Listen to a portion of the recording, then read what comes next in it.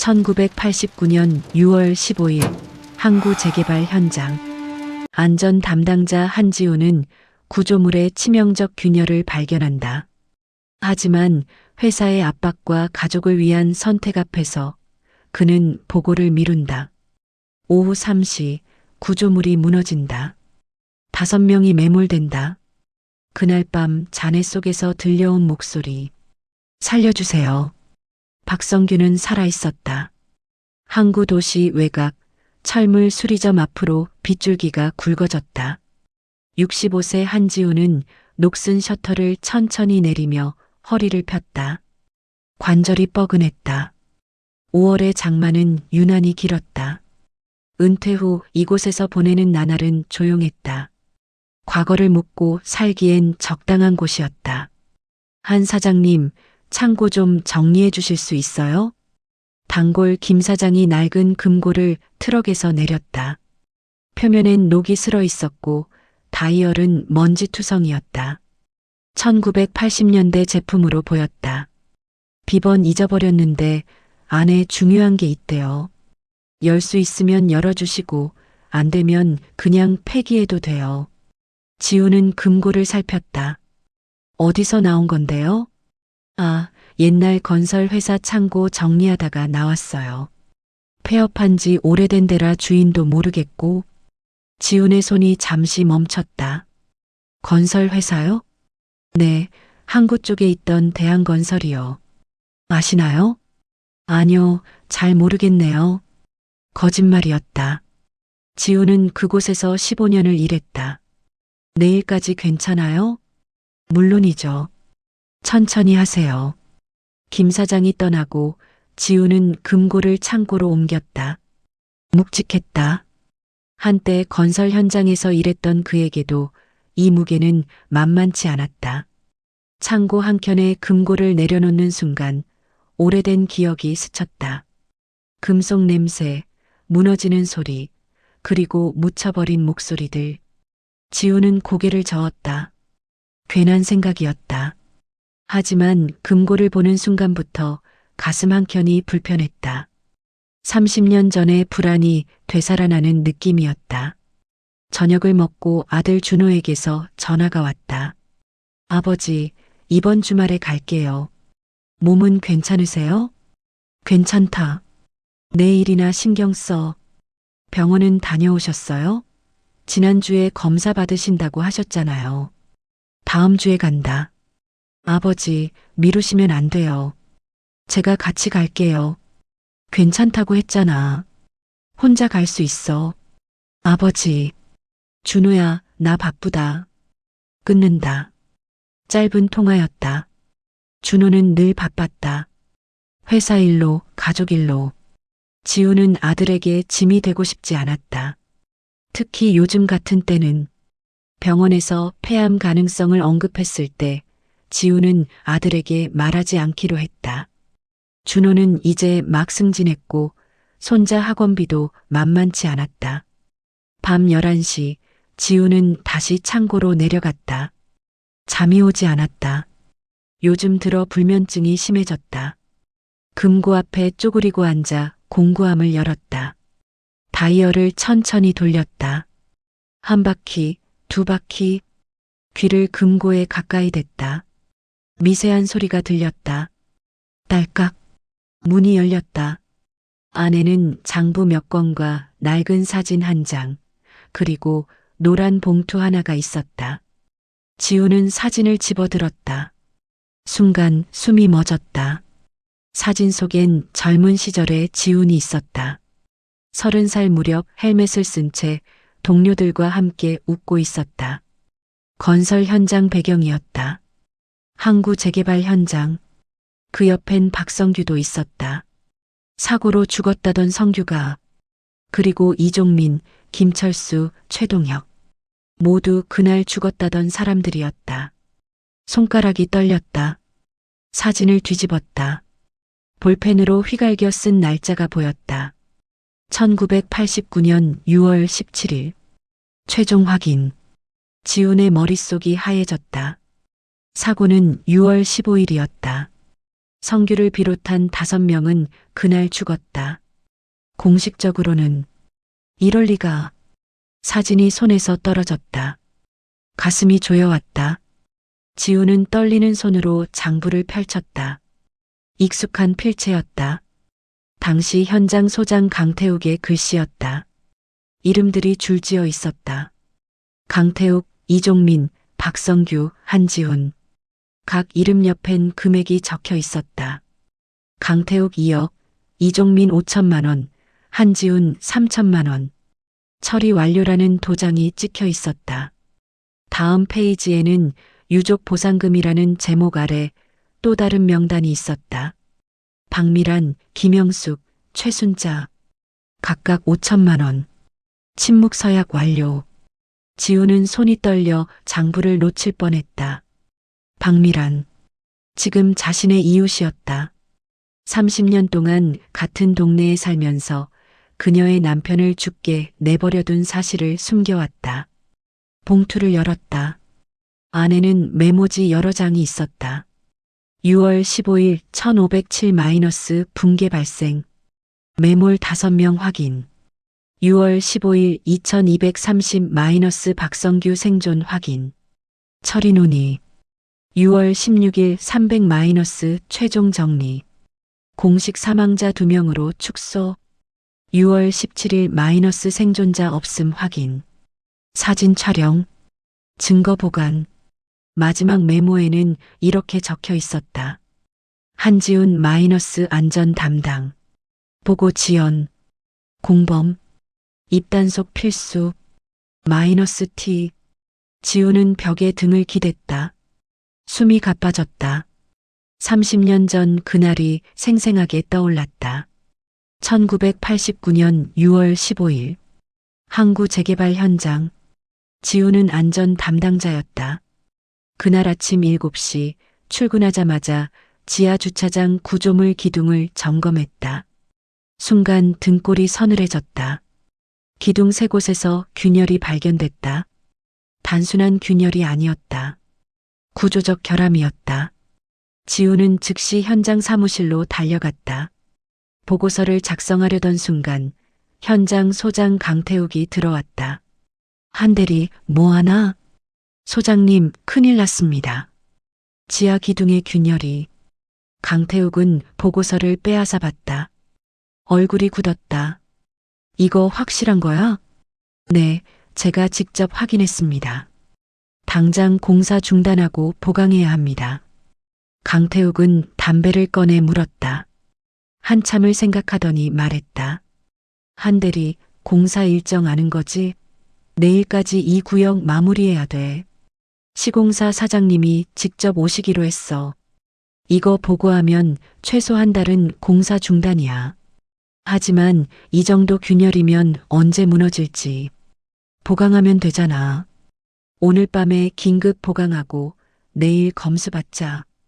그러면 문제 없어. 소장님, 그건 너무 위험합니다. 강태욱이 다가왔다. 목소리가 낮아졌다. 한대리, 자네 집사람 병원비 많이 나간다며? 신장 투석 받는다고 했지? 한 달에 얼마나 들어가나? 지우는 입을 다물었다. 이번 프로젝트 끝나면 보너스 두둑하게 나와. 자네 목만 3천은 되지. 딸의 대학도 보내야 하고. 조금만 참아. 오늘 밤에 보강하고 내일 아침 재점검하면 돼. 하지만 자네가 가장이잖아. 가족 생각해. 지우는 보고서를 천천히 서랍에 넣었다. 그날 가장 큰 실수였다. 오후 2시 지하 주차장에서 콘크리트 타설 작업이 시작됐다. 지우는 현장을 돌며 불안한 마음을 감출 수 없었다. 균열 부위를 계속 확인했다. 균열이 조금씩 벌어지는 것 같았다. 오후 3시 10분 굉음이 들렸다. 땅이 흔들렸다. 지하 주차장 천장이 무너져 내렸다. 먼지가 치솟고 비명이 들렸다. 지우는 현장으로 달려갔다. 시야가 보이지 않았다. 먼지 속에서 사람들이 비틀거렸다. 구조대 불러. 빨리. 강태욱이 소리쳤다. 하지만 그의 표정은 공포보다 당혹감에 가까웠다. 자네, 더미 속에서 신음소리가 들렸다. 인부들이 급히 자네를 치웠다. 5명이 매몰됐다. 박성규, 김철수, 최동혁, 이종민, 그리고 일용직 노동자 1명. 구조 작업은 밤까지 이어졌다. 오후 10시 반 2명의 시신이 수습됐다. 김철수와 최동혁이었다. 나머지 3명은 찾을 수 없었다. 오후 11시 강태욱이 지훈을 사무실로 불렀다. 그곳엔 본사에서 온 사람들이 있었다. 정장을 입은 중년 남자가 담배를 피우며 말했다. 상황이 복잡하군. 사망자가 몇 명이지? 확인된 건 2명입니다. 나머지 3명은? 나머지는 없던 걸로 하자. 예. 지훈은 귀를 의심했다. 이미 끝난 일이야. 보상금 문제도 있고 회사 이미지도 있어. 공식 사망자는 2명. 나머지는 애초에 여기 없었던 거야. 불법 고용이었던 걸로 처리하면 돼. 말도 안 됩니다. 분명히 5명이. 강태욱이 지훈의 어깨를 잡았다. 한대리, 진정해. 우리도 어쩔 수 없어. 회사 방침이야. 이건 사람 목숨 문제입니다. 정장 남자가 차갑게 말했다. 한대리였나? 오늘 아침 안전점검 보고서는 어디 있지? 지훈은 얼어붙었다. 자네가 균열을 발견하고도 보고 안 한 거 알고 있어. 이거 문제되면 자네가 제일 먼저 책임져야 해. 업무상 과실치사. 최소 5년은 들어가지. 지훈은 아무 말도 할 수 없었다. 우리가 자네 가족 다 챙겨줄게. 딸 대학 등록금, 부인 병원비. 3천만 원 먼저 주고 나중에 보너스로 더 줄게. 하지만 입 다물어야 해. 알겠나? 그날 밤 새벽 2시 지훈은 현장에 남아 있었다. 다른 인부들은 모두 돌아갔다. 홀로 자네 더미를 바라보고 있는데 희미한 소리가 들렸다. 살려주세요. 여기 있어요. 지훈은 손전등을 비췄다. 자네 틈새로 박성규의 얼굴이 보였다. 피투성이었지만 눈을 뜨고 있었다. 살아있었다. 성규야. 지훈이 손을 뻗으려는 순간 누군가 그의 어깨를 잡았다. 강태욱이었다. 한대리, 이리 와. 소장님, 성규가 살아있어요. 빨리 구조해야 합니다. 강태욱이 지훈을 끌어냈다. 어둠 속에서 그가 낮은 목소리로 말했다. 들었잖아. 이미 결정됐어. 공식 사망자는 2명이야. 하지만 살아있다고요. 한대리, 자네 가족 생각해. 딸애가 올해 고3이지? 대학 가려면 돈 많이 들어. 부인은 투석 받아야 하고. 자네가 감옥 가면 가족은 어떻게 되는데? 사람이 죽어가고 있어요. 이미 죽은 거야. 우리가 할 수 있는 건 아무것도 없어. 강태욱은 지훈을 현장에서 끌어냈다. 지훈은 뒤를 돌아봤다. 어둠 속에서 성규의 목소리가 점점 작아졌다. 한대리님, 제발 살려주세요. 그게 마지막이었다. 이튿날 새벽 모든 게 정리됐다. 공식 발표는 안전사고로 인한 사망자 2명이었다. 유족들에게는 거액의 보상금이 전달됐다. 입을 다물라는 조건으로. 나머지 3명은 기록에서 지워졌다. 불법 체류 외국인 노동자로 처리됐다. 지훈은 그 돈을 받았다. 3천만 원. 딸의 등록금을 냈고 아내의 수술비를 댔다. 하지만 매일 밤 성규의 목소리가 들렸다. 30년이 지난 지금도. 창고 바닥에 주저앉은 지훈은 사진을 다시 집어들었다. 6월 17일. 성규가 마지막 숨을 거둔 날. 누군가 그 순간을 기록했다. 증거로 남겼다. 왜 지금? 지훈은 장부를 다시 펼쳤다. 마지막 페이지에 메모가 있었다. 2024년. 30년이 지났다. 진실은 영원히 묻힐 수 없다. 한지훈, 너는 기억하는가? 마이너스 미란. 박미란, 성규의 아내, 지훈의 이웃. 지훈은 소름이 돋았다. 미라는 알고 있었다. 30년 동안 알고 있었다. 그리고 지금 복수를 시작한 것이다. 빗소리가 다시 거세졌다. 창고 천장을 두드리는 소리가 마치 누군가의 발소리처럼 들렸다. 지훈은 떨리는 손으로 사진과 장부를 챙겼다. 증거를 없애야 할까? 아니면 경찰에 가야 할까? 그는 창고 문을 잠그고 빗속을 걸어 집으로 향했다.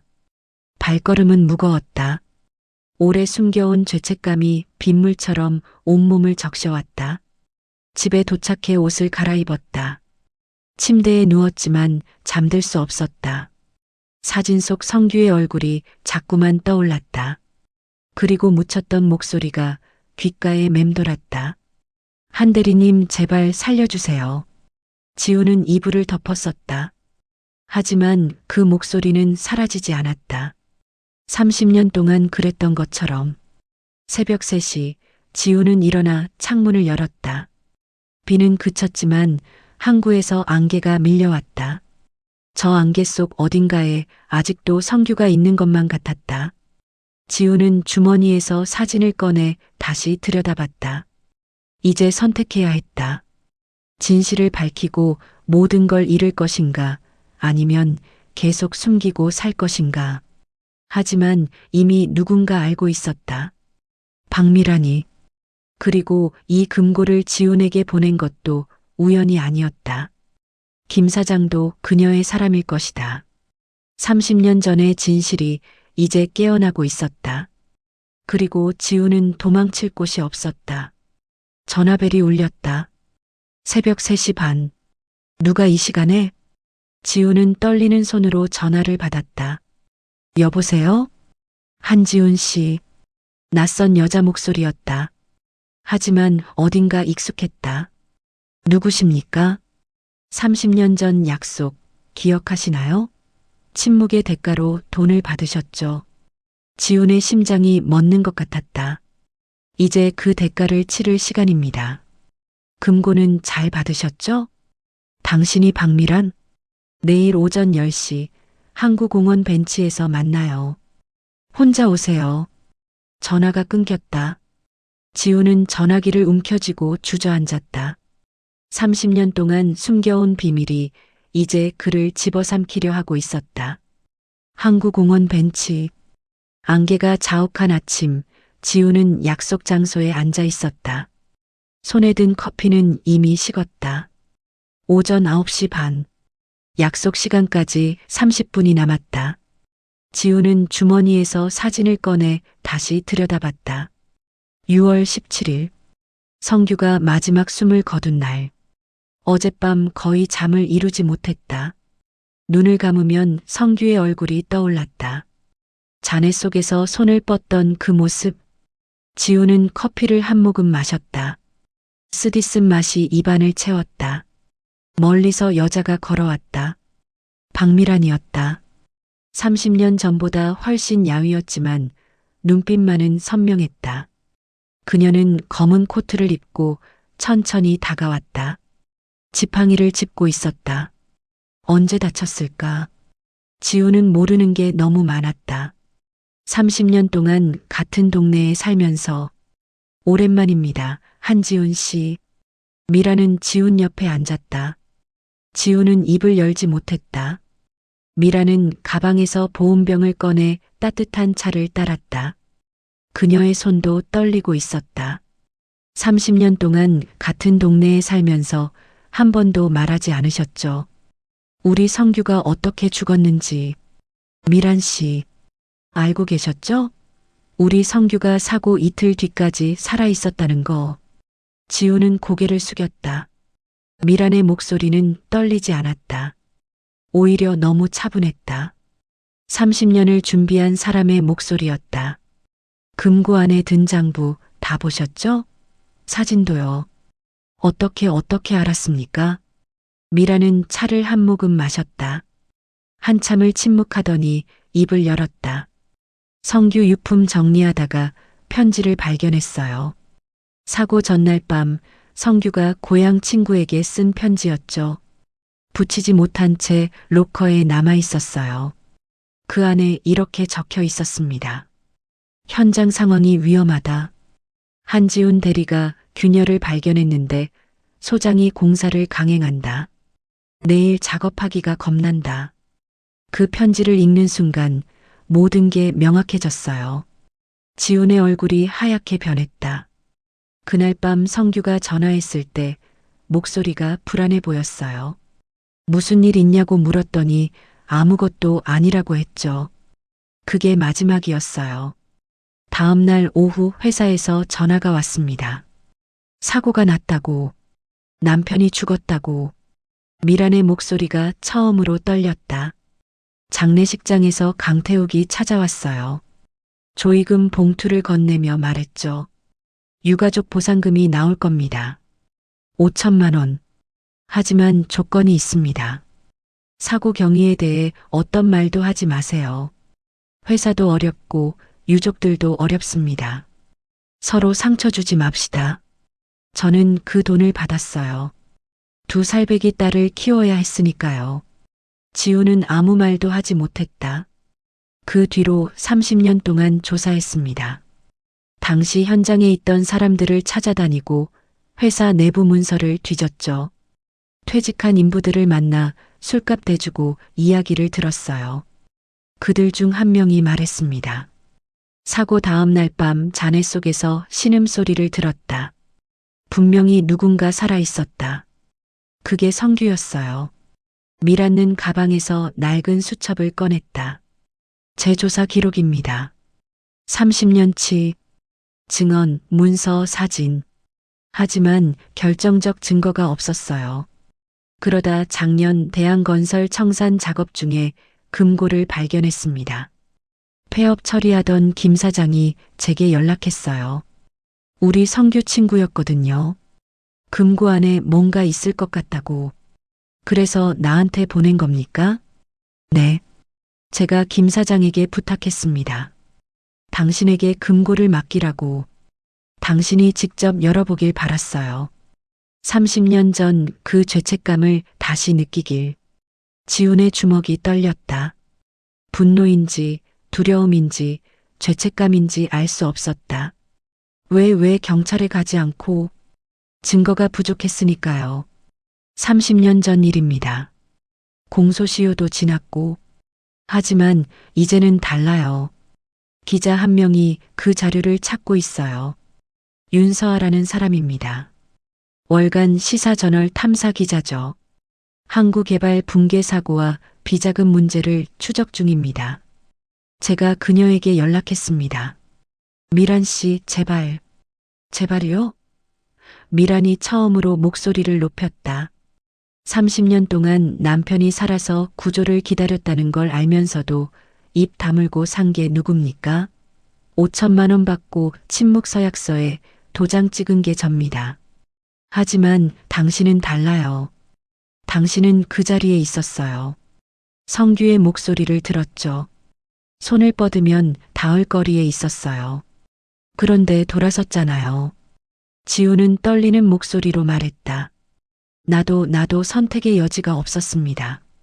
아내가 병들어 있었고 딸은 대학에 가야 했고 그래서 사람 목숨을 저울질했습니까? 당신 가족과 우리 성규를? 지우는 대답할 수 없었다. 미란이 일어서며 말했다. 윤서아 기자가 곧 당신을 찾아갈 겁니다.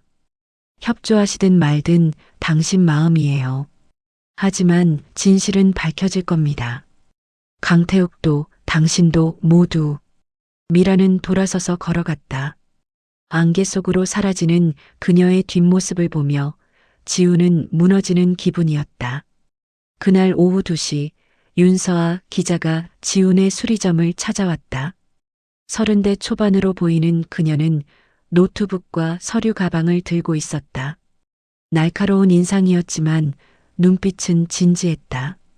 한지훈 씨 맞으시죠? 월간 시사저널 윤서아 기자입니다. 잠깐 얘기 좀 나눌 수 있을까요? 지훈은 그녀를 작업실로 안내했다. 윤서아는 노트북을 펼치고 서류를 꺼냈다. 1989년 항구 재개발 붕괴 사고에 대해 조사하고 있습니다. 공식 사망자는 2명이지만 실제로는 5명이 죽었습니다.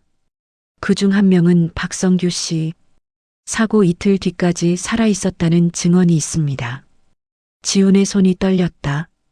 윤서아는 화면을 돌려 보여주었다. 당시 신문 기사였다. 1989년 6월 16일자 기사입니다. 항구 재개발 현장 붕괴, 2명 사망. 짧은 기사예요. 3단짜리. 그런데 이상한 점이 있습니다. 사고 당일 목격자 진술에는 최소 5명 이상 매몰이라고 나와 있어요. 그런데 다음 날부터 갑자기 2명으로 줄었죠.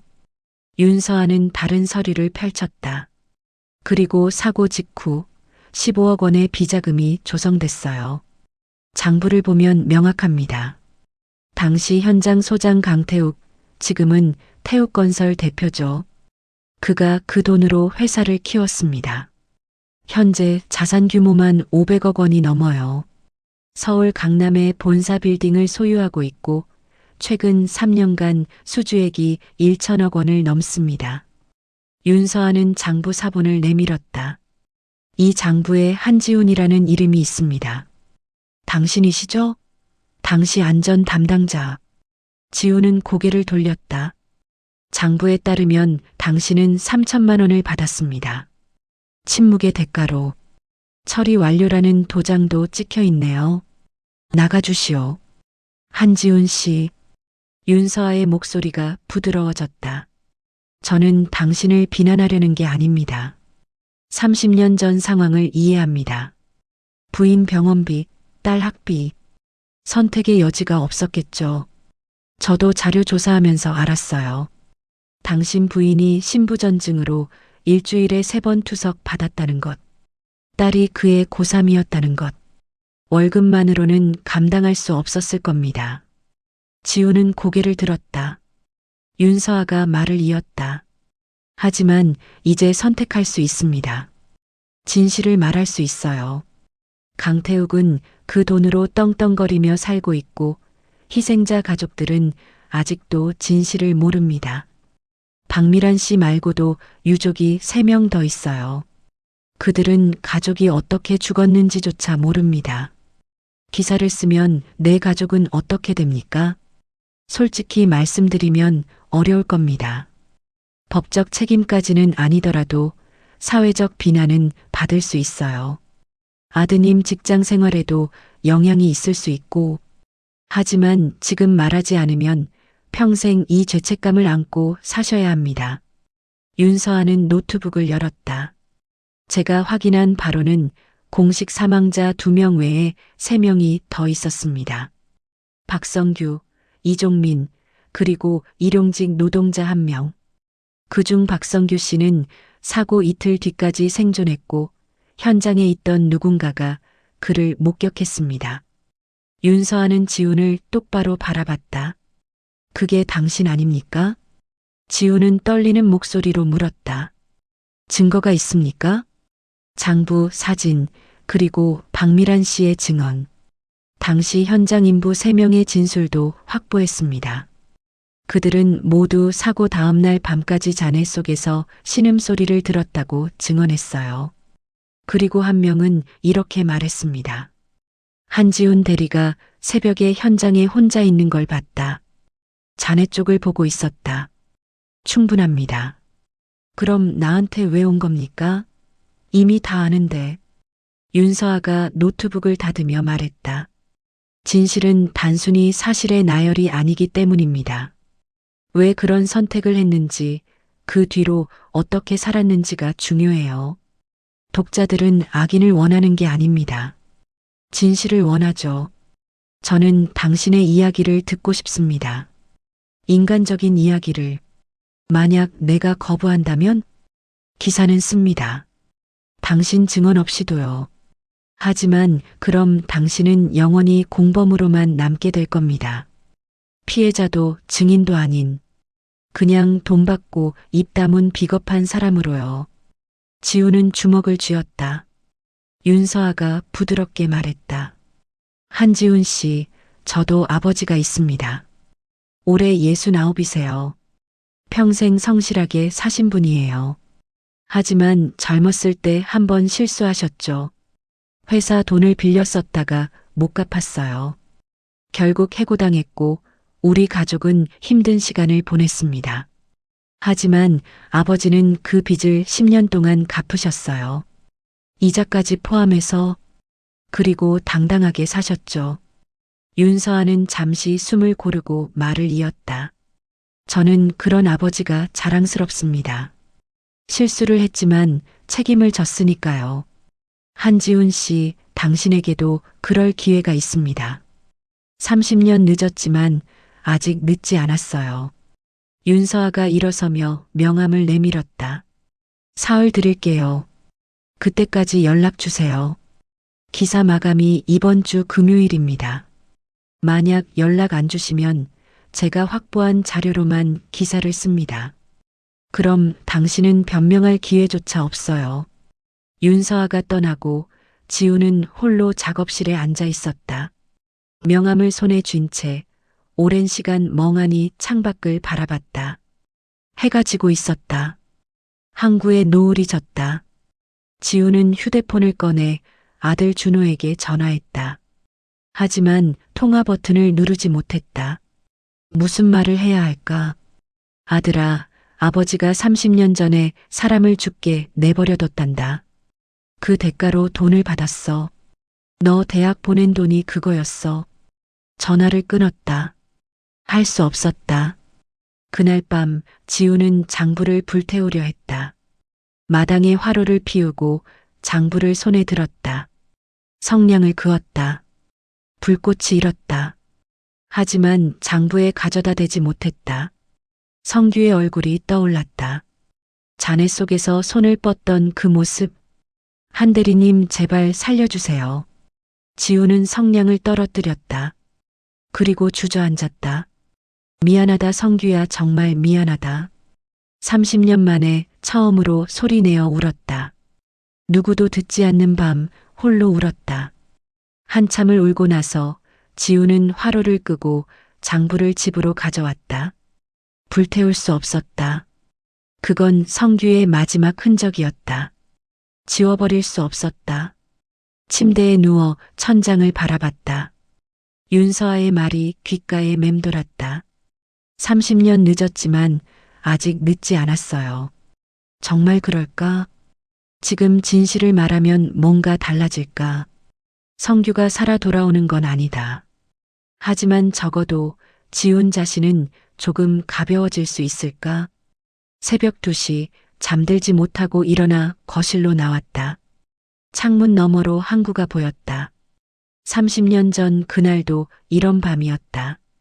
지우는 현장에 혼자 남아 잔해를 바라봤다. 성규의 목소리가 점점 작아지는 걸 들으면서 지우는 윤서아의 명함을 꺼내 들여다봤다. 이제 선택해야 했다. 30년 전 그날 그가 내린 선택이 지금 그를 짓누르고 있었다. 가족을 지키려 했던 선택이 이제 가족마저 위협하고 있었다. 만약 기사가 나간다면 준호는 어떻게 될까? 회사에서 아버지가 살인 사건 공범이었다는 걸 알게 되면 손자는 학교에서 왕따를 당할까? 이웃들은 수군거릴 것이다. 저 집 할아버지가 사람 죽게 내버려뒀대. 하지만 계속 숨기면 평생 이 죄책감을 안고 살아야 한다. 박미랑과 마주칠 때마다, 항구를 볼 때마다 성규의 목소리를 들어야 한다. 지우는 명함을 내려놓았다. 아직 사흘이 남았다. 생각할 시간이 있다. 하지만 어떤 선택을 하든 이미 평온한 삶은 끝났다. 30년 동안 잠들어 있던 진실이 깨어났고 이제 되돌릴 수 없었다. 동이 트기 시작했다. 항구에 물안개가 걷히고 배들이 하나둘 출항했다. 지우는 창가에 서서 그 모습을 바라봤다. 새로운 하루가 시작되고 있었다. 하지만 지훈에게 이 하루는 30년 전 그날의 연장이었다. 끝나지 않은 하루. 결코 끝날 수 없는 하루. 윤서아와 만난 지 이틀째 되는 밤, 지우는 수리점 셔터를 내리고 있었다. 오후 9시, 비가 내리기 시작했다. 장마철 특유의 굵은 빗방울이었다. 지우는 우산을 펼치려는 순간 검은 승용차 한 대가 앞에 멈춰섰다. 최신형 제네시스였다. 번호판을 보니 서울이었다. 차에서 내린 사람은 강태욱이었다. 30년 만이었다. 예순을 넘긴 그는 고급 양복을 입고 있었고 여전히 위압적인 분위기를 풍겼다. 머리는 희끗했지만 눈빛은 날카로웠다. 옆구리에 가죽 서류 가방을 끼고 있었다. 한대리, 오랜만이군. 지우는 한 발 뒤로 물러섰다. 심장이 빠르게 뛰었다. 강태욱이 비를 맞으며 천천히 다가왔다. 놀란 얼굴이네. 그럴만도 하지. 30년 만이니까. 어떻게 여기를.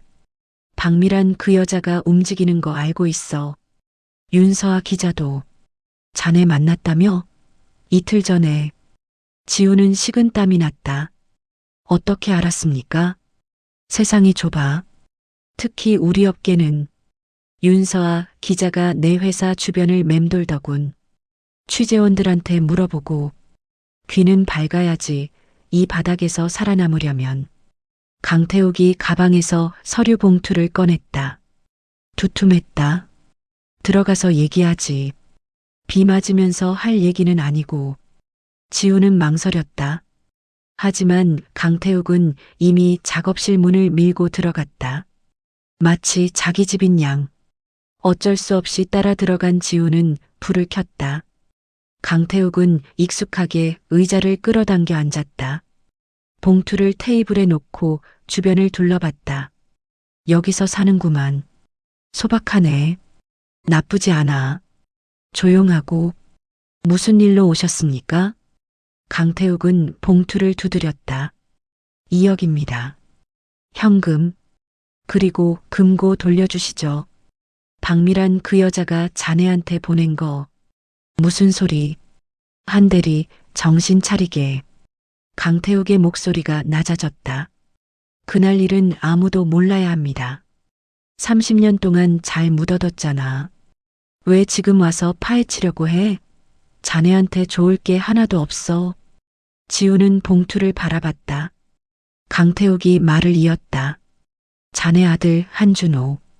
신한전자 다니지? 작년에 과장 승진했다며. 연봉 8천 정도 되나? 손자도 있고. 초등학교 4학년 한민우. 피아노 배우고 태권도 다닌다며? 강남 학원가에. 지우는 소름이 돋았다. 내 가족을 조사했어? 조사까지는 아니고 그냥 궁금해서 알아봤지. 우리 옛 동료 아닌가. 잘 사는 것 같아 다행이더군. 강태욱은 자켓 안주머니에서 사진 한 장을 꺼냈다. 준호와 손자 민우가 함께 찍은 사진이었다. 최근 것으로 보였다. 놀이공원에서 찍은 듯했다. 좋은 가정이야. 아들도 성실하고 손자도 건강하고. 이 나이에 모든 걸 잃고 싶나? 아들 직장, 손자 학교 생활. 한 번에 무너진다고. 협박입니까? 협박? 강태욱이 웃었다. 아니, 충고지. 친구로서. 우리 같은 배를 탔잖아. 30년 전에. 강태욱은 담배를 꺼내려다 멈췄다. 금연했어. 3년 됐나? 건강 관리해야지. 이 나이엔. 자네도 몸 안 좋다며? 폐 쪽이라고 들었는데. 지우는 등골이 오싹했다. 강태욱은 정말 모든 걸 알고 있었다. 병원 기록까지. 어떻게. 신경 쓰지 마. 중요한 건 자네 치료비가 많이 든다는 거지. 폐암 수술이면 최소 5천은 들어. 항암 치료까지 하면 1억도 모자라. 자네 저축이 얼마나 돼? 아들한테 손 벌려야 하나? 지우는 주먹을 쥐었다. 강태욱이 봉투를 밀며 말했다. 이 돈이면 치료비 충분해. 남는 돈으로 손자 학원비도 대주고 아들 부담도 덜어주고 편하게 치료받고 살다 가라고. 그 대가로 입 다물라는 겁니까? 대가라니. 우리 서로 돕는 거지.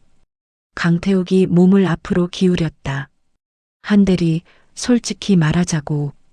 그날 자네도 거기 있었어. 성규가 살아있는 거 알면서도 돌아섰잖아. 회사 지시 따라서. 나는 어쩔 수 없었어요. 나도 마찬가지야. 강태욱이 처음으로 목소리를 높였다. 우리 다 어쩔 수 없었어. 자네만 피해자인 줄 아나? 나도 매일 밤 악몽 꿔. 30년 동안. 하지만 살아야 하잖아. 가족 먹여 살려야 하고. 강태욱은 잠시 숨을 고르고 말을 이었다. 자네 안전 점검 보고 안 한 것도 다 기록돼 있어. 당시 내부 문서에. 오전 7시에 균열 발견했는데 보고 안 했지. 그거 밝혀지면 자네가 1차 책임자야. 업무상 과실치사. 최소 7년은 들어가. 하지만 당신이 공사 강행 지시했잖아요. 증거 있나? 강태욱이 차갑게 웃었다. 구두 지시였어. 기록 없어. 하지만 자네 점검 기록은 남아있지. 점검 완료 이상 없음이라고 도장 찍었잖아. 그게 증거야. 지우는 할 말이 없었다. 사실이었다. 강태욱의 회유에 넘어가 거짓 보고서에 도장을 찍었다. 이거 터지면 우리 둘 다 끝이야. 하지만 자네가 먼저 감옥 가. 내 변호사들이 그렇게 만들 거야. 나는 3년쯤 살다 나오겠지. 돈 있으니까. 하지만 자네는 병들고 늙어서 감옥 가면 못 나와. 그 안에서 죽는 거야. 강태욱은 창밖을 바라보며 말을 이었다. 그날 밤 기억나나? 본사에서 온 사람들. 정장 입고 온 그 인간들. 전무였나 상무였나? 그들이 결정한 거야. 사망자 숫자, 보상금 규모 다. 우리는 실무자였을 뿐이고 시키는 대로 했을 뿐이야. 그래도 우리가 성규를 버렸잖아요. 살아있는데 살릴 수 없었어. 강태욱의 목소리가 떨렸다. 이미 회사 방침이 정해졌고 우리가 구조하면 우리 목이 날아가는 거였어. 자네도 알잖아. 그때 상황. 강태욱은 한참 침묵하다 말했다. 30년 전 일을 지금 밝혀서 뭐가 달라져? 성규가 살아 돌아오나? 안 돌아와. 대신 우리 가족들만 고통받아. 자네 아들 회사에서 못 버티지. 아버지가 살인사건 공범이라는 소문 돌면 손자는 학교에서 왕따 당하고 지우는 고개를 떨구었다. 강태욱이 부드러운 목소리로 말했다. 한대리, 우리 나이가 몇이야. 이제 얼마 안 남았어. 편하게 살다 가자고. 이 돈 받고 금고 돌려주고 기자한테 모른다고만 하면 돼. 그럼 끝이야. 다들 행복하게 사는 거야. 박미라는요? 그 사람은 어떻게 됩니까? 강태욱이 코웃음 쳤다. 30년 동안 5천만 원 받고 잘만 살았어. 그 돈으로 딸 대학 보내고 가게도 하고 이제 와서 피해자 코스프레 하는 거야. 양심이라도 있으면 그 돈 돌려주고 얘기하지. 강태욱은 일어서며 말했다. 사흘 안에 결정해. 금요일 정오까지. 그때까지 금고 가져와. 내 회사 주차장에서 만나자. 그럼 이 돈 주고 우리 다 깨끗하게 끝내는 거야. 만약 거부한다면? 강태욱의 표정이 굳었다. 거부? 그럼 자네부터 끝장나. 내 변호사들한테 자료 넘길 거야. 자네 과실 입증하는. 그리고 윤서아 기자한테도 자료 줄 거야. 자네가 1차 책임자라는 걸 증명하는. 그럼 당신도 끝나잖아요. 나는 괜찮아. 돈 있으니까. 좋은 변호사 있고 로비할 사람도 있어. 징역 3년 받아도 1년 만에 가석방이야. 하지만 자네는 무일푼의 병든 몸으로 감옥 가면 그게 끝이야. 강태욱은 문으로 걸어가다 멈춰서서 물었다. 한대리, 후회하나? 그날 지우는 대답하지 못했다. 강태욱이 말했다. 나도 후회해. 매일. 하지만 되돌릴 수 없잖아.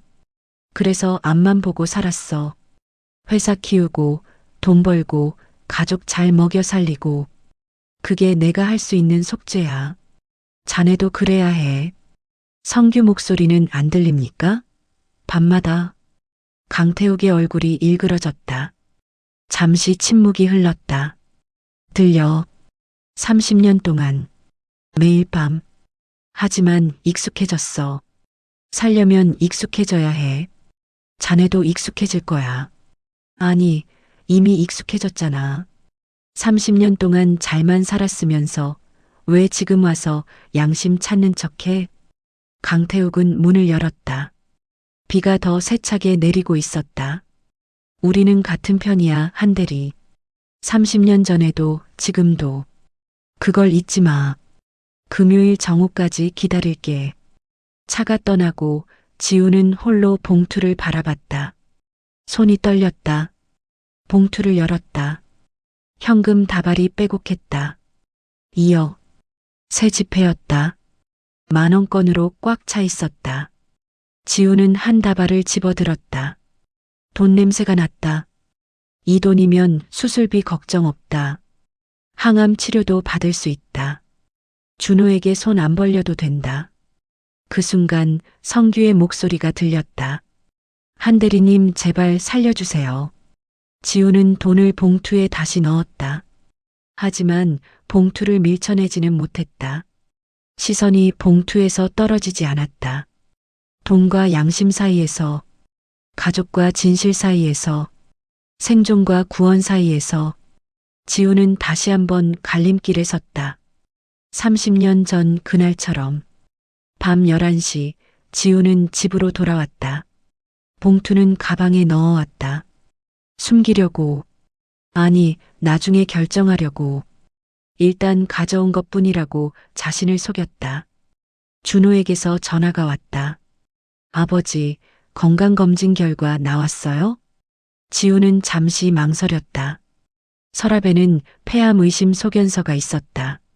정밀 검사가 필요하다는, CT 찍어야 한다는. 아버지, 괜찮으세요? 응, 괜찮다. 아무것도 아니야. 정말요? 목소리가 이상한데. 무슨 일 있어요? 피곤해서 그래. 오늘 일이 좀 많았어. 병원 결과는요? 다 정상이야. 걱정 마. 거짓말이었다. 또 거짓말. 지우는 거짓말에 익숙했다. 30년 동안. 다행이네요. 그래도 이번 주말에 꼭 갈게요. 같이 밥 먹어요. 아니다. 너 바쁘잖아. 회사 일도 있고. 아버지가 더 중요하죠. 민우도 데리고 갈게요. 할아버지 보고 싶어 해요. 그래, 그럼 그렇게 하자. 전화를 끊고 지우는 주저앉았다. 민우, 손자, 아직 10살. 순수한 아이. 그 아이가 할아버지가 살인사건 공범이라는 걸 알면 어떻게 될까? 지우는 가방에서 봉투를 꺼냈다. 다시 열었다. 2억. 손자 학원비 10년치. 대학 등록금까지.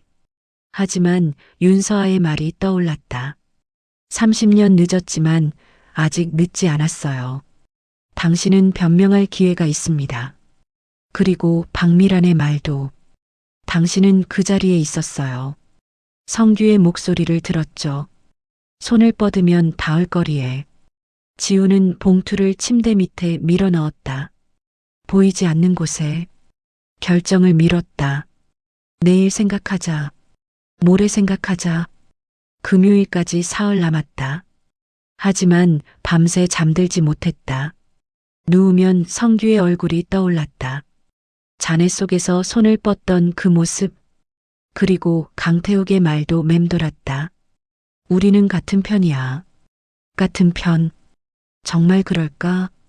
30년 전 그날 지훈과 강태욱은 같은 선택을 했다. 침묵을, 은폐를. 하지만 그 뒤 삶은 달랐다. 강태욱은 성공했고 지우는 도망쳤다. 강태욱은 돈으로 죄책감을 묻었고 지우는 가난 속에서 죄책감을 사귀었다.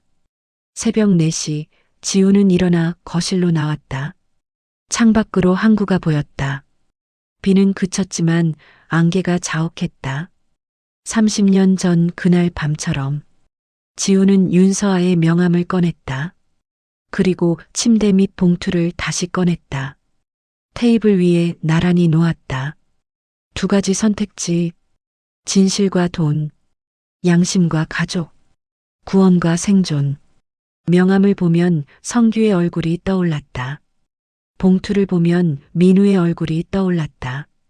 죽은 사람과 산 사람, 과거와 미래. 지우는 2 손으로 얼굴을 감쌌다. 어느 쪽을 선택해도 누군가는 상처받는다.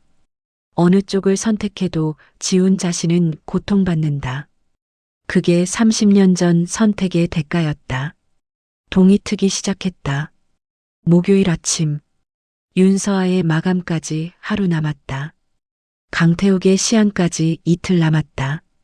지우는 결정해야 했다. 하지만 아직도 결정할 수 없었다. 30년 동안 도망쳤던 것처럼 지우는 여전히 도망치고 싶었다. 하지만 이제 더 이상 도망칠 곳이 없었다. 진실은 이미 깨어났고 세상은 답을 기다리고 있었다. 목요일 밤 11시 지우는 금고를 들고 밤바다로 향했다. 모든 것을 끝내려 했다. 금고를 바다에 던지면, 증거가 사라지면 이 악몽도 끝날까? 그렇게 믿고 싶었다. 저녁 내내 고민했다. 윤서아의 명함과 강태욱의 돈 봉투를 번갈아 바라보며 어느 쪽도 선택할 수 없었다. 그러다 문득 3번째 선택지가 떠올랐다. 아무것도 하지 않는 것, 증거를 없애버리는 것. 차를 몰고 항구 부두로 갔다. 평일 밤 부두는 한산했다. 가로등 불빛만이 쓸쓸하게 바다를 비췄다. 멀리서 배 한 척이 천천히 들어오고 있었다. 지우는 차에서 내려 금고를 꺼냈다. 여전히 묵직했다. 30년 전 죄의 무게만큼. 부두 끝까지 걸어갔다. 파도 소리가 들렸다. 밀물이었다. 여기서 던지면 아무도 찾을 수 없을 것이다. 지우는 금고를 바닥에 내려놓고 바다를 바라봤다. 검은 바다. 30년 전 성규를 묻은 것처럼 이 증거도 여기 묻으면 되는 걸까? 지우는 금고를 들어 올렸다. 무릎까지 들어 올렸다. 가슴까지. 팔을 뻗으면 바다로 던질 수 있었다. 하지만 손이 떨렸다. 아버지. 뒤에서 목소리가 들렸다. 지우는 얼어붙었다. 준호였다. 숨을 헐떡이며 달려왔다. 차에서 내린 박미란도 보였다. 무슨 짓이에요? 이 밤에 여기서 뭐 하시는 겁니까? 지우는 금고를 천천히 내렸다. 준호야, 너는 왜 어떻게... 박미란 할머니가 전화하셨어요. 아버지가 위험하다고. 금고를 들고 나가시는 걸 봤다고.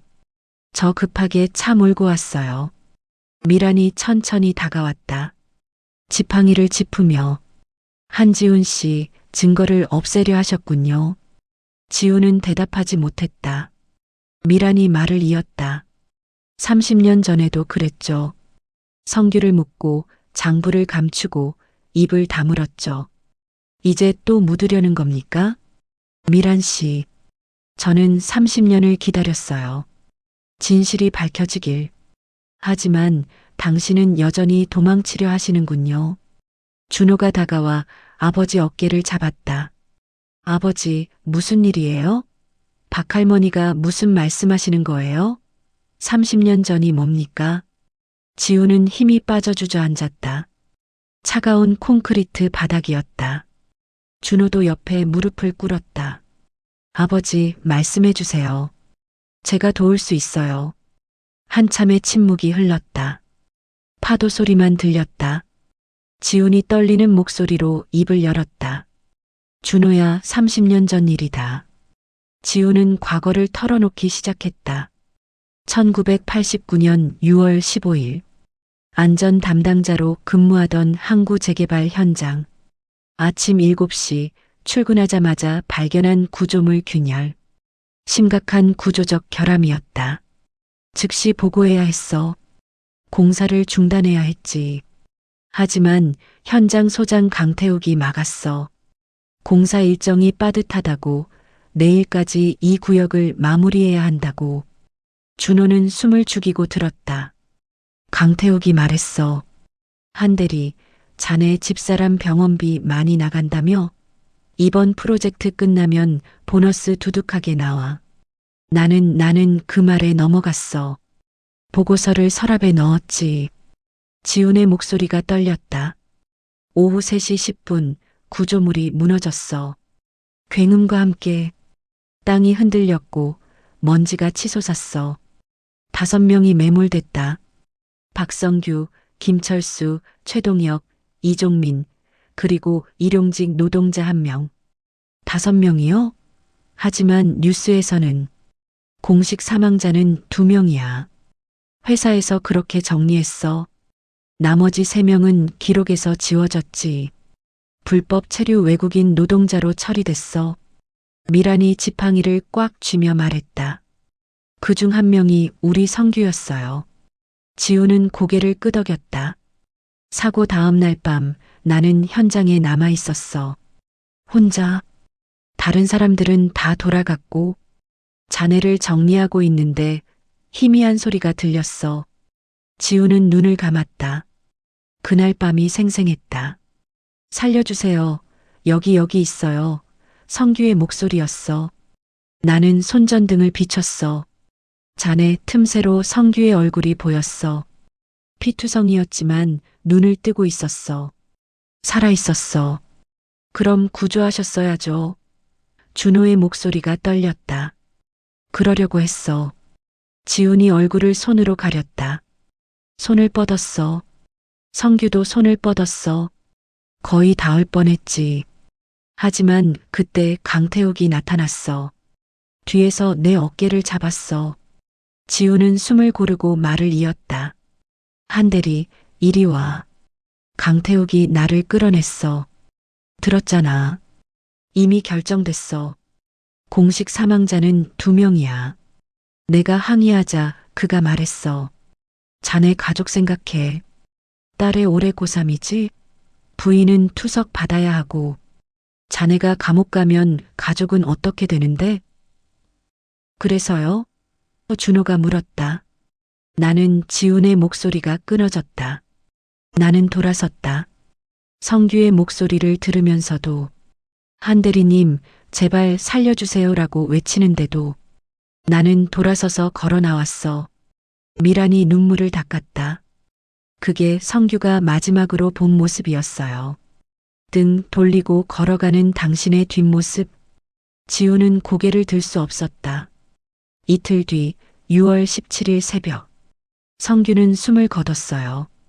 혼자서 어둠 속에서 구조를 기다리다가 준호는 아무 말도 하지 못했다. 지훈이 말을 이었다. 회사에서 3천만 원을 줬어. 침묵의 대가로. 나는 그 돈을 받았어. 처리 완료라는 도장을 찍은 서류에 사인했지. 그 돈으로 내 학비를 냈고 엄마 병원비를 댔어. 지우는 준호를 바라봤다. 너를 지키려고 한 선택이 사람을 죽게 만들었어. 나는 30년 동안 그 죄책감을 안고 살았지. 하지만 비겁하게도 진실을 말할 용기는 없었어. 바람이 불었다. 파도 소리만 들렸다. 준호가 한참 뒤 떨리는 목소리로 말했다. 그래서 평생 이렇게 사신 거예요? 숨어서? 조용히? 은퇴하고 작은 수리점에서? 미안하다. 정말 미안하다. 저한테 사과하실 일이 아니에요. 준호의 목소리에 눈물이 섞였다. 박미란 할머니한테, 박성규 아저씨한테 하셔야죠. 지우는 미란을 바라봤다. 미란은 차갑게 말했다. 사과 같은 건 필요 없어요. 이미 30년이 지났으니까.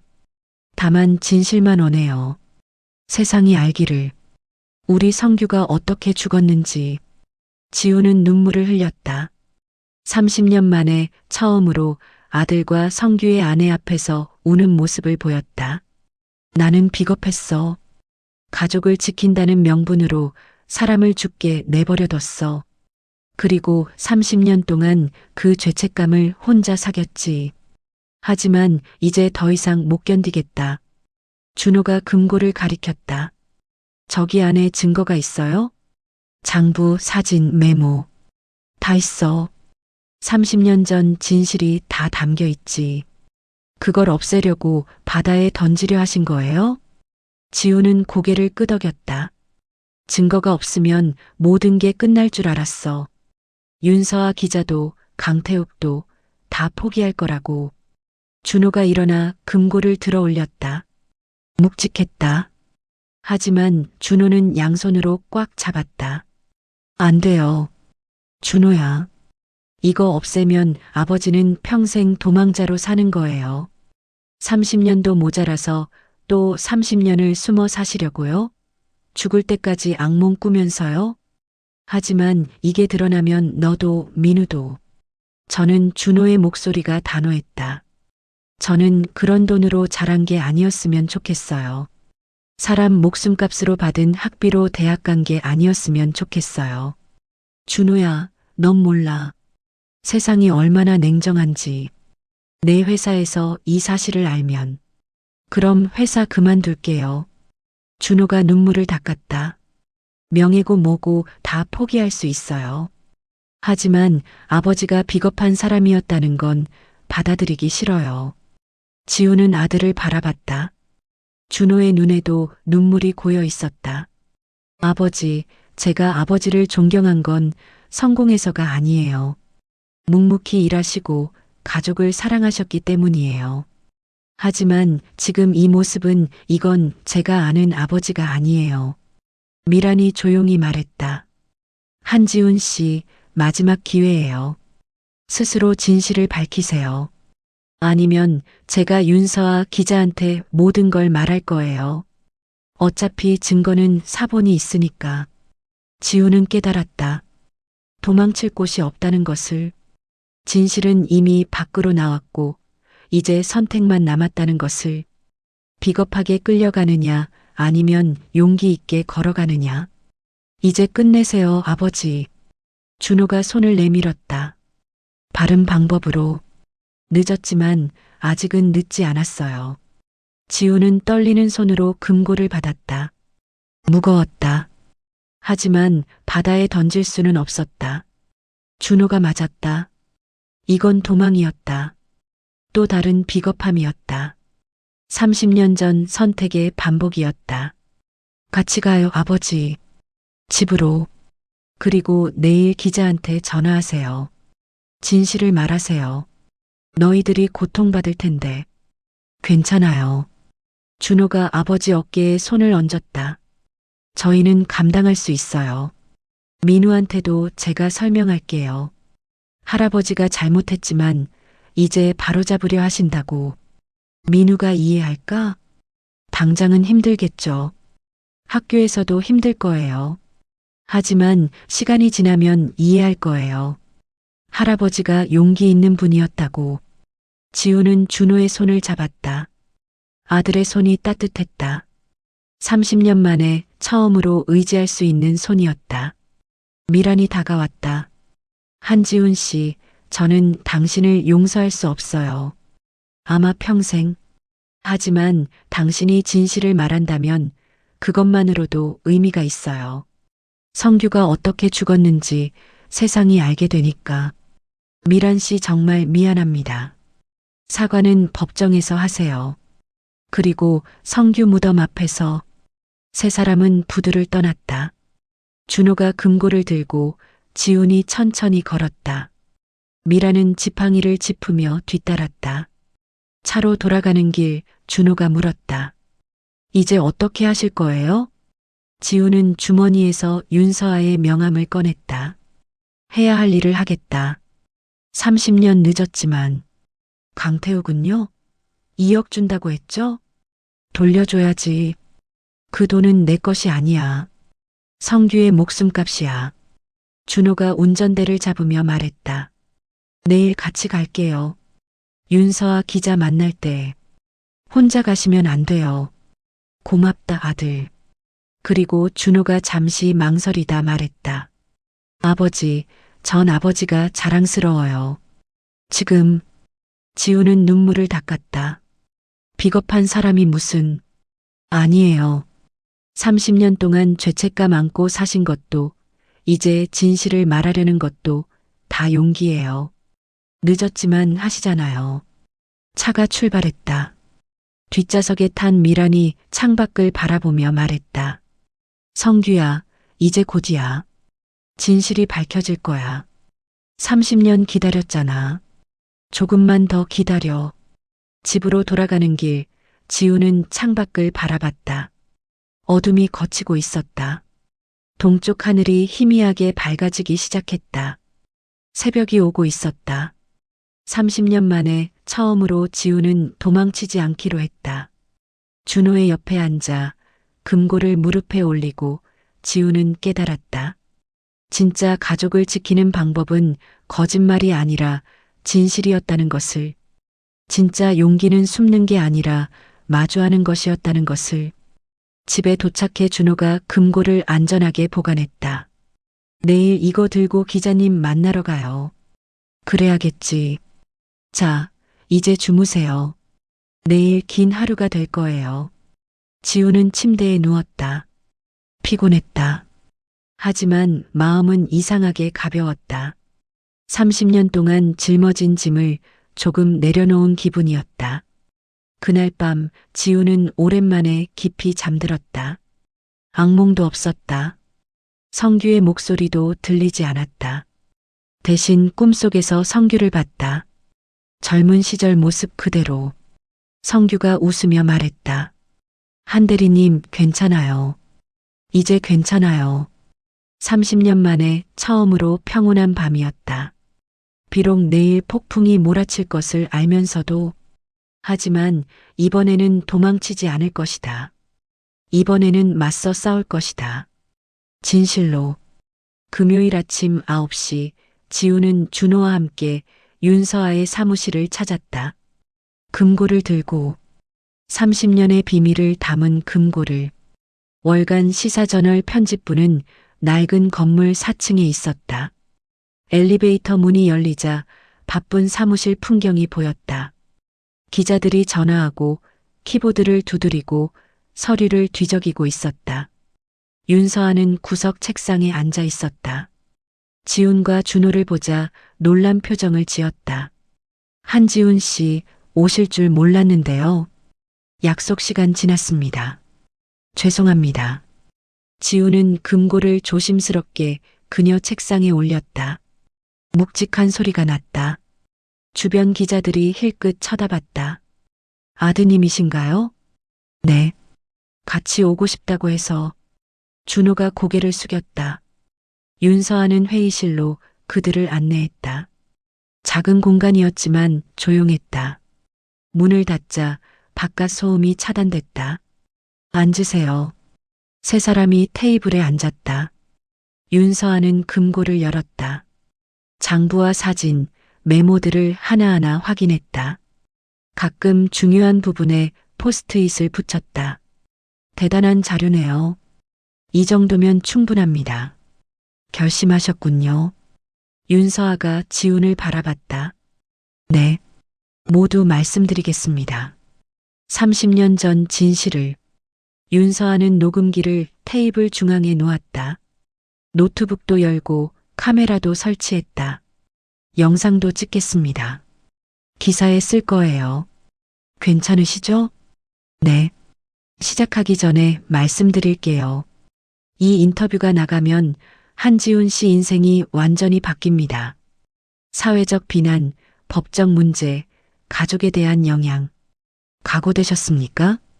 지훈은 준호를 바라봤다. 준호가 고개를 끄덕였다. 각오했습니다. 좋습니다. 그럼 시작하겠습니다. 녹음기에 빨간 불이 들어왔다.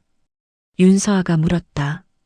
한지훈 씨, 1989년 6월 15일 항구 재개발 현장에서 무슨 일이 있었습니까? 지우는 떨리는 목소리로 증언을 시작했다. 그날 아침 7시 출근하자마자 발견한 구조물 균열. 3곳이나 되는 심각한 균열. 즉시 보고해야 했습니다. 하지만 현장 소장 강태욱이 막았습니다. 공사 일정 지켜야 한다. 내일까지 이 구역 마무리해야 한다. 그가 제게 말했습니다. 한대리 집사람 병원비 많이 나간다며? 보너스 생각해. 윤서아가 메모하며 물었다. 그래서 보고하지 않으셨습니까? 네. 저는 가족을 생각했습니다. 아내는 신부전증으로 일주일에 3번 투석을 받았고 딸은 고3이었습니다. 돈이 절실했습니다. 그날 오후 무슨 일이 있었습니까? 3시 10분 구조물이 무너졌습니다. 굉음과 함께 5명이 매몰됐습니다. 지우는 그날을 상세히 설명했다. 먼지가 치솟고 비명이 들리고 사람들이 뛰어다녔던 그 혼란. 구조 작업이 밤까지 이어졌고 2구의 시신이 수습됐다. 나머지 3명은요? 회사에서 은폐하기로 결정했습니다. 그날 밤 본사에서 사람들이 내려왔습니다. 정장 입은 임원들이었죠. 그들이 말했습니다. 공식 사망자는 2명. 나머지는 불법 고용 외국인 노동자로 처리한다. 유족들에게는 돈을 주고 입을 막기로 했습니다. 윤서아의 눈빛이 날카로워졌다. 한지훈 씨는 그 결정에 동의하셨습니까? 반대했습니다. 처음에는. 하지만 지훈의 목소리가 떨렸다. 그들이 제게 말했습니다. 자네가 아침에 균열 발견하고 보고 안 한 거 다 알고 있어. 이거 문제되면 자네가 1차 책임자야. 업무상 과실치사로 최소 5년은 들어가. 저는 겁이 났습니다. 준호가 아버지 손을 잡았다. 지우는 숨을 고르고 계속했다. 그리고 그날 밤 늦게 저는 현장에 혼자 남아 있었습니다. 자네를 정리하고 있었죠. 그때 희미한 소리가 들렸습니다. 무슨 소리였습니까? 살려주세요. 여기 있어요. 사람 목소리였습니다. 저는 손전등을 비췄습니다. 잔해 틈새로 얼굴이 보였습니다. 누구였습니까? 박성규. 당시 32살. 2살배기 딸이 있는 가장이었습니다. 지훈의 눈에 눈물이 맺혔다. 그는 살아 있었습니다. 피투성이었지만 의식이 있었습니다. 저를 보고 손을 뻗었습니다. 한대리님, 제발 살려주세요. 저도 손을 뻗었습니다. 거의 닿을 뻔했습니다. 그런데요? 강태욱이 나타났습니다. 뒤에서 제 어깨를 잡았습니다. 한대리, 이리 와. 저를 끌어냈습니다. 지우는 잠시 말을 멈췄다. 눈물을 닦았다. 준호가 물 한 컵을 건넸다. 지우는 물을 마시고 말을 이었다. 강태욱이 말했습니다. 이미 결정됐어. 공식 사망자는 2명이야. 자네 가족 생각해. 자네가 감옥 가면 가족은 어떻게 되는데? 저는 그 말에 넘어갔습니다. 그래서 어떻게 하셨습니까? 돌아섰습니다. 지훈의 목소리가 거의 들리지 않을 정도로 작아졌다. 성규의 목소리를 들으면서도 한대리님 제발이라고 외치는데도 저는 돌아서서 현장을 떠났습니다. 회의실에 침묵이 흘렀다. 윤서아도 준호도 아무 말이 없었다. 박성규 씨는 언제 사망했습니까? 이틀 뒤 6월 17일 새벽으로 추정됩니다. 장부에 그렇게 기록돼 있었습니다. 그 사이 아무도 구조하지 않았습니까? 네. 회사 지시였습니다. 현장을 봉쇄하고 아무도 접근하지 못하게 했습니다. 윤서아가 사진을 꺼내 보였다. 6월 17일자 사진. 이 사진 아십니까? 네. 금고에서 발견했습니다. 성규가 사망한 뒤 누군가 증거로 찍은 것 같습니다. 그 뒤 한지훈 씨는 어떻게 하셨습니까? 회사에서 3천만 원을 받았습니다. 침묵의 대가로 처리 완료라는 도장을 찍은 서류에 사인했습니다. 그 돈으로 딸 학비를 냈고 아내 병원비를 댔습니다. 후회하셨습니까? 매일 밤 후회했습니다. 30년 동안 잠들 때마다 성규의 목소리가 들렸습니다. 하지만 진실을 말할 용기는 없었습니다. 왜 지금 나오셨습니까? 지우는 준호를 바라봤다. 아들이 말했습니다. 아버지가 비겁한 사람이었다는 건 받아들이기 싫다고. 그 말을 듣고 깨달았습니다. 진짜 가족을 지키는 방법은 거짓말이 아니라 진실이라는 것을. 윤서아가 마지막 질문을 했다. 박성규 씨 유가족에게 하실 말씀 있으십니까? 지우는 카메라를 똑바로 바라봤다. 눈물을 닦지 않았다. 박성규 씨, 정말 죄송합니다. 제가 그날 당신을 구했어야 했습니다. 30년 늦었지만 이제라도 진실을 밝힙니다. 그리고 박미란 씨, 딸분께 용서를 구하지는 않겠습니다. 제가 용서받을 자격이 없다는 걸 압니다. 다만 정말 미안합니다. 평생 미안하게 살겠습니다. 녹음이 멈췄다. 2시간이 흘러 있었다. 윤서아가 물었다. 휴식 필요하세요? 아니요. 다 말씀드렸습니다. 기사 쓰겠습니다. 이번 주 안에 나갑니다. 각오하세요. 힘든 시간이 될 겁니다. 알고 있습니다. 윤서아가 일어서며 손을 내밀었다. 용기 내주셔서 감사합니다. 이 진실이 세상에 꼭 알려져야 합니다. 지우는 그녀의 손을 잡았다. 고맙습니다. 기회를 주셔서. 사무실을 나서며 준호가 물었다. 힘드셨죠? 아니, 오히려 후련하다. 이제 뭐 하시게요? 강태욱한테 돈 돌려줘야지. 그날 오후 지우는 강태욱에게 전화했다. 여러 번 신호음이 울린 뒤 강태욱이 받았다. 한대리, 2억 돌려드리겠습니다. 뭐?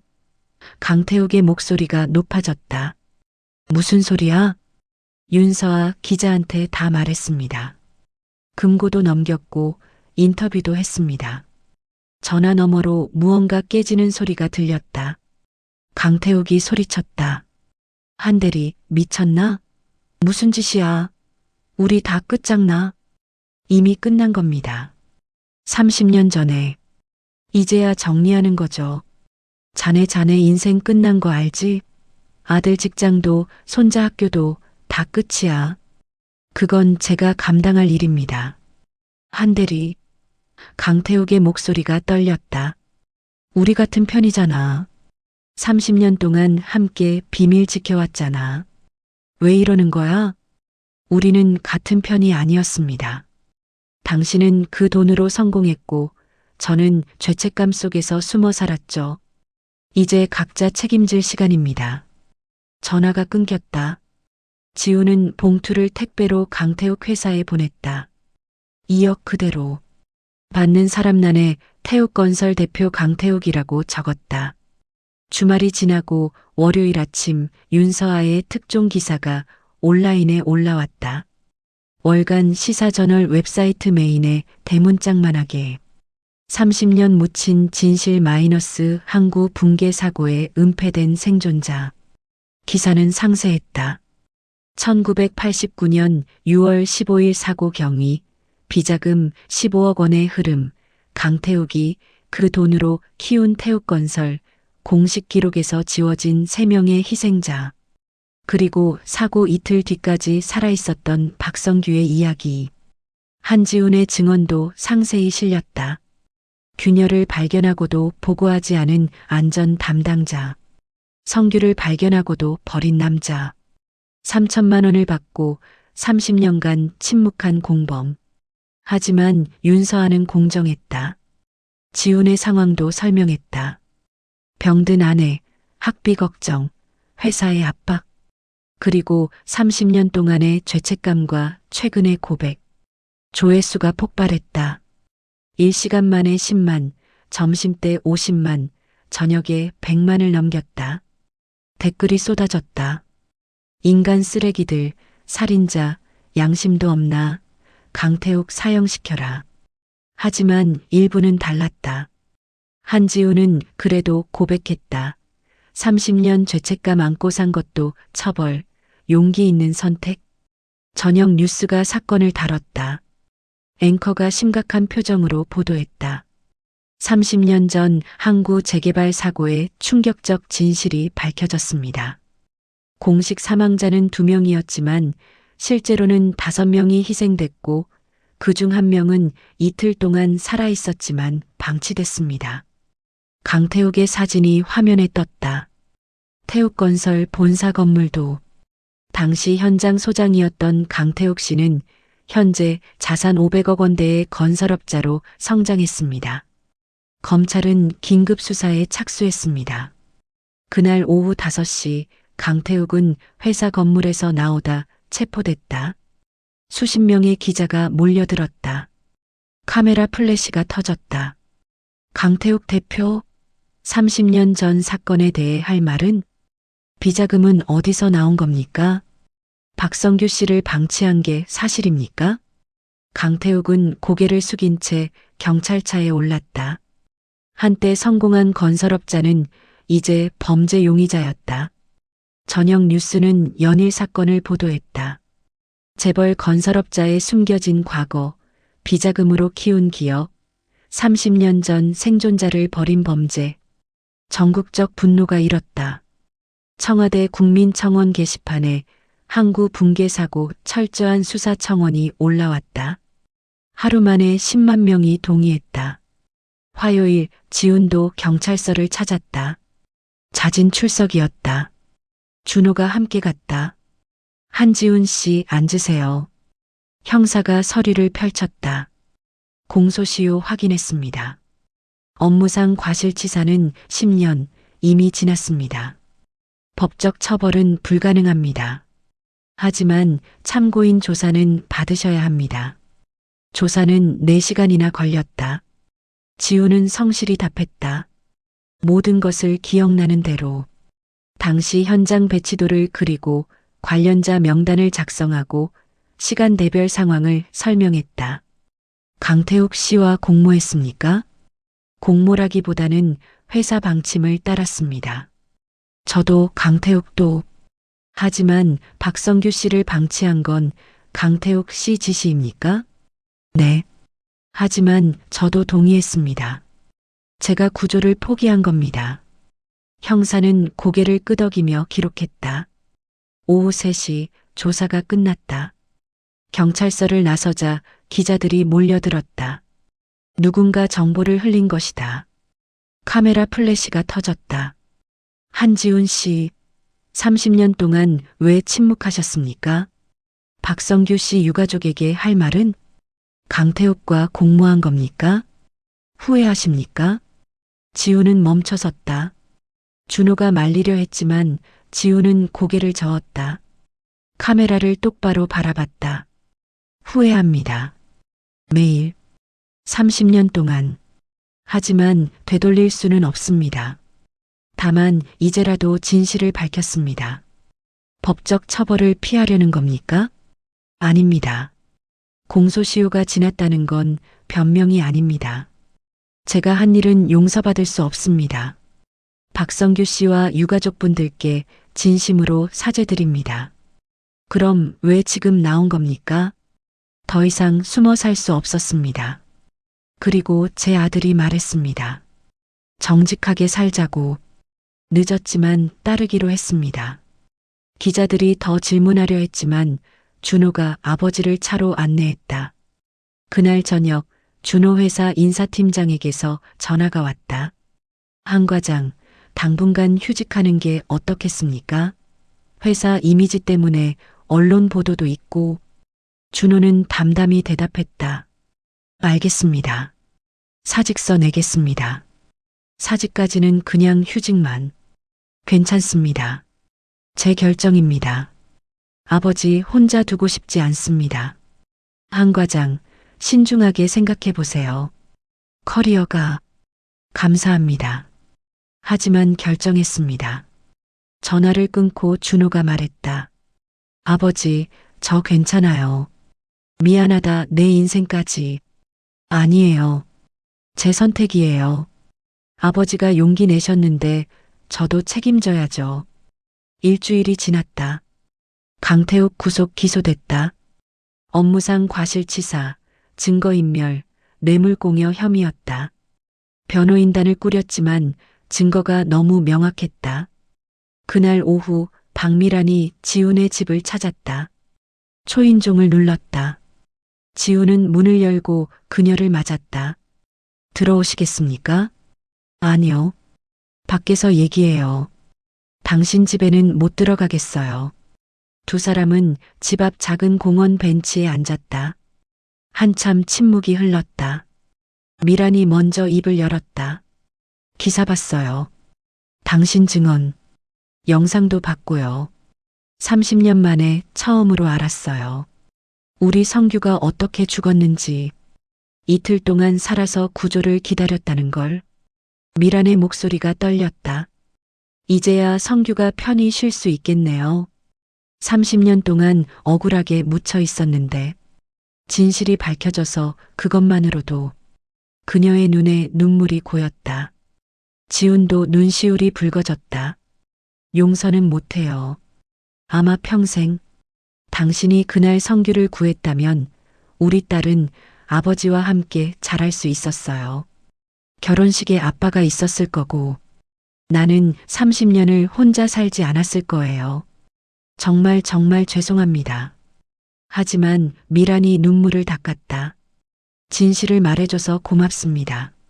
쉽지 않은 결정이었을 거예요. 그 용기만큼은 인정해요. 미란은 가방에서 사진 한 장을 꺼냈다. 성규의 생전 사진이었다. 이 사람이 우리 성규예요. 웃는 거 좋아했어요. 딸 바보였고 성실했고 그런 사람이 어둠 속에서 이틀 동안 혼자 죽어갔어요. 지우는 사진을 받아들었다. 손이 떨렸다. 성규 무덤에 가세요. 직접 사과하세요. 그게 당신이 할 수 있는 최소한이에요. 그러겠습니다. 꼭. 미라는 일어서며 마지막으로 말했다. 한지훈 씨, 남은 인생 잘 사세요. 정직하게. 성규 목까지. 감사합니다. 그렇게 하겠습니다. 미라는 천천히 걸어갔다. 지팡이를 짚으며 지우는 그녀가 사라질 때까지 벤치에 앉아 지켜봤다. 성규의 사진을 손에 쥐고 한 달이 흘렀다. 강태욱은 1심에서 징역 7년을 선고받았다. 업무상 과실치사, 증거인멸, 뇌물공여, 배임 혐의가 모두 유죄로 인정됐다. 법정에서 강태욱과 지훈의 눈이 마주쳤다. 강태욱은 증오에 찬 눈빛으로 지훈을 노려봤다. 하지만 지훈은 피하지 않았다. 담담히 받아들였다. 지훈의 수리점 문에는 잠시 문을 닫습니다라는 종이가 붙었다. 당분간 영업을 중단하기로 했다. 동네 사람들의 시선이 부담스러웠고 몸도 좋지 않았다. 폐암 2기 진단을 받았다. 수술 날짜가 잡혔다. 어느 토요일 오후 지훈과 준호는 성규의 무덤을 찾았다. 시내에서 1시간 거리 공동묘지였다. 박미란이 30년 동안 돌본 무덤은 깨끗했다. 조화 대신 생화가 놓여 있었다. 지훈은 무덤 앞에 무릎을 꿇었다. 한참을 말없이 앉아 있었다. 준호가 옆에서 지켜봤다. 성규 씨. 지훈의 목소리가 떨렸다. 30년 늦었습니다. 정말 죄송합니다. 제가 그날 당신을 구했어야 했습니다. 손만 뻗으면 됐는데 저는 돌아섰습니다. 비겁했습니다. 눈물이 쏟아졌다. 30년 동안 매일 밤 당신 목소리를 들었습니다. 한대리님, 제발 살려주세요. 그 목소리가 저를 괴롭혔습니다. 하지만 마땅한 일이었습니다. 제가 받아야 할 벌이었습니다. 지우는 이마를 땅에 대고 절했다. 용서를 구하지는 않겠습니다. 제가 용서받을 자격이 없습니다. 다만 약속하겠습니다. 남은 인생 정직하게 살겠습니다. 당신 몫까지 미안합니다. 정말 미안합니다. 한참을 울고 나서 지우는 일어났다. 준호가 아버지를 부축했다. 무덤을 떠나 바닷가로 갔다. 30년 전 현장이 보이는 곳이었다. 지금은 새 건물들이 들어서 있었다. 하지만 바다는 그대로였다. 두 사람은 나란히 서서 파도를 바라봤다. 파도가 밀려왔다 물러갔다. 끝없이 반복됐다. 아버지, 이제 조금은 편해요? 준호가 조심스럽게 물었다. 지우는 한참을 바다를 바라보다 대답했다. 아니, 편하지 않아. 아마 평생 편하지 않을 거야. 하지만 이제 숨지는 않는다. 진실과 함께 살 거야. 그걸로 됐어요. 민우는 어때? 처음엔 힘들어했어요. 학교에서 애들이 놀리고. 하지만 요즘은 괜찮아요. 제가 할아버지 얘기 많이 해줬거든요. 잘못했지만 바로잡으려 하신다고. 용기 있는 분이라고. 고맙다, 아들. 아버지, 수술은 언제예요? 다음 주 화요일. 서울대병원에서. 제가 같이 갈게요. 병원비는 걱정 마세요. 제가 다 준비했어요. 퇴직금도 나왔고. 미안하구나. 내 인생까지 망쳤어. 아니에요. 준호가 아버지 어깨에 손을 얹었다. 이제 우리 새로 시작하는 거예요. 정직하게, 떳떳하게. 수술 끝나면 뭐 하고 싶니? 아버지랑 여행 가고 싶어요. 민우도 데리고. 바다 보러. 좋은 생각이다. 파도 소리가 오래도록 두 사람 곁에 머물렀다. 지우는 눈을 감았다. 성규의 목소리가 들렸다. 하지만 이번에는 원망이 아니었다. 괜찮아요, 한대리님. 이제 괜찮아요. 고맙습니다. 진실을 밝혀주셔서. 지우는 작은 미소를 지었다.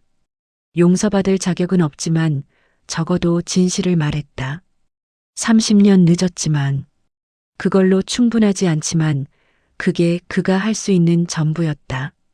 석양이 바다를 붉게 물들였다. 새로운 날이 끝나고 또 다른 날이 올 것이다. 지우는 이제 그날들을 숨지 않고 살아갈 것이다. 죄책감과 함께, 하지만 진실과 함께, 아들과 함께. 가자, 아버지. 집에. 그래, 가자. 두 사람은 천천히 걸었다. 석양을 등지고. 그림자는 길게 늘어났지만 발걸음은 흔들리지 않았다. 30년 만에 처음으로 지우는 떳떳하게 걸었다. 비록 완전한 평화는 아니지만 적어도 정직한 삶을 향해. 멀리서 준호의 차가 보였다. 뒷좌석에 민우가 기다리고 있었다. 창문을 열고 손을 흔들었다. 할아버지. 지우는 손을 흔들어 답했다. 손자의 미소가 따뜻했다. 그 미소를 지키기 위해 이제 지우는 진실과 함께 살 것이다. 어렵지만 그게 옳은 길이니까. 파도가 다시 밀려왔다. 그리고 물러갔다. 끝없이, 영원히, 진실처럼.